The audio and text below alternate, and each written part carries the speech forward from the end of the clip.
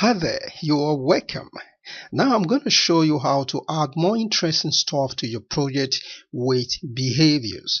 Behavior is just by the left hand corner. If we click on that, okay, so we can see the different types of behaviors. They are animation presets. Okay, they have to give your text or your video clip or image a sense of a polished entrance, a kind of a dynamic display on the screen. Okay, and not only the behavior animates the in action, it also does the out action. So for that reason, we may have to delete the transitions that we already have on the clips that we have on the timeline. So I'm deleting all the clips, I'm selecting and deleting them. So now we're going to add behaviors and see how that looks like. Your preview, just wait, you see that.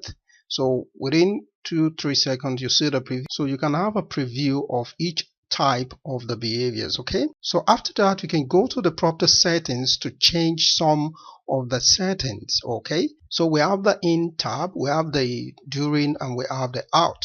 So the in tab is the in action, so you can see some of the options that we have here. You can change the style, you can see, so you can change it. Maybe you want it to be bounce in, bounce out. You have several options. You can change the speed, you can change the movement, you can change the direction. If you want it to come from the bottom, let's even play this to see where this is going to come from. You see it's coming from the bottom, so let's just change that. Let's say it's coming from the right. So let's see that effect. You see now it came from the bottom right. Alright, so what next you need to know? You can add multiple behaviors. Okay, so we already have the drifting, and we can see how the drifting is like.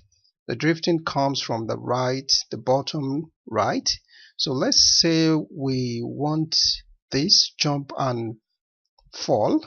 Okay, so you can add that to the same clip. You can add multiple behaviors. Let's play that and see. You can see, so it kind of like imitates the jump and fall behavior. If it were to be like a test, let's quickly do that with this text clip. Let's have the fade behavior, and let us bring in the jump and fall. First, let me play this so that you see how that looks like. It just fits in like that. So now I want to add the jump and fall behavior. So I'm going to play that now. You see that included. So you can have multiple of these on a particular clip, okay, depending on your style of presentation or how dynamic you want it, but preferably I don't use more than 2. You can add up to 3. It shouldn't be more than 2 or 3. It's okay for a particular clip. Alright, that is all you need to know on adding behaviors to your clips. Thank you for watching. See you in the next video.